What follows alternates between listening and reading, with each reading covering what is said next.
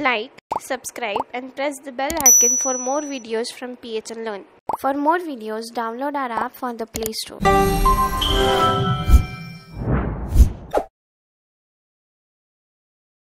Hello everyone, welcome to the JavaScript and jQuery tutorial by PHN Technology Private Limited.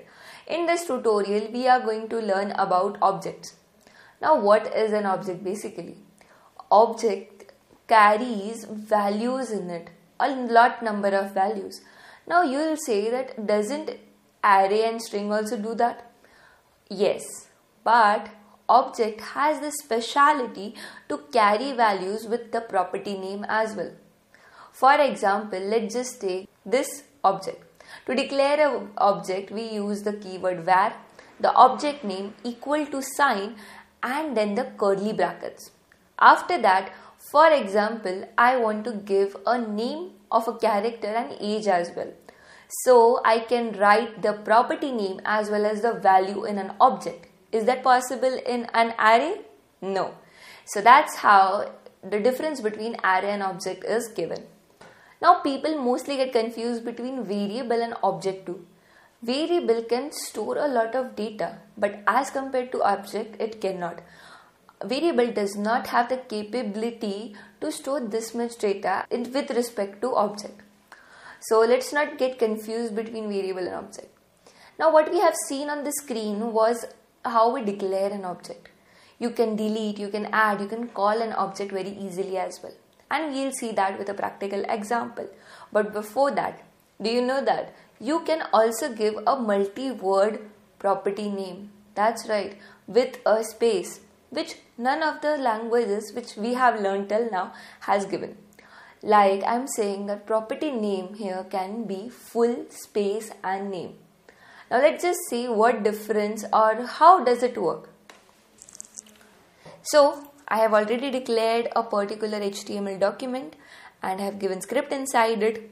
So to declare an object, first we'll enter the keyword var, then the object name, it can be anything. After that curly brackets, semicolon outside, and here we are going to, for example, I'm going to enter num1 equals to 56, and here we don't use equal to, we use the colon and 56. Num1 here is the property name and here 56 is my value. After this, also num1 is called as key in some of the places. Now we will, for example, give name, colon, and I'm going to enter name in double quotes. Remember, the string will always come inside the double quotes. I am going to enter the name here as PHN. Now, how do we it has to be a comma, not a semicolon. I'm so sorry. And now, how am I going to declare a full multiple word property name? You just have to enter double quotes. For example, I have written full name. And here, we'll write PHN Technology Private Limited. PHN Technology is enough. And this is how we declare an object. Now, let's just call it. We are going to use the alert over here. To call a particular object or see a particular object on a document, you just need to use the variable name which you have given to the object. So here it is obj, that is object. And after that, the property name. So here I am displaying num1. And after that, the semicolon.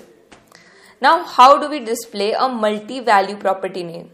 So, first comes the variable object's name, right? And after that comes the brackets, square brackets. And inside that, in the double quotes, we are going to write the multi-word property name. And we'll save it. Let's just not forget the semicolon. And then refresh it. So first comes 56 and then comes PHN Technology, my full name.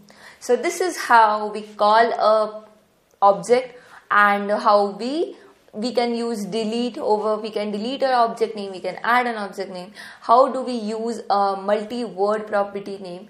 This was all about this tutorial. In the next tutorial, we are going to learn about in and for in operators and also a little about constructors.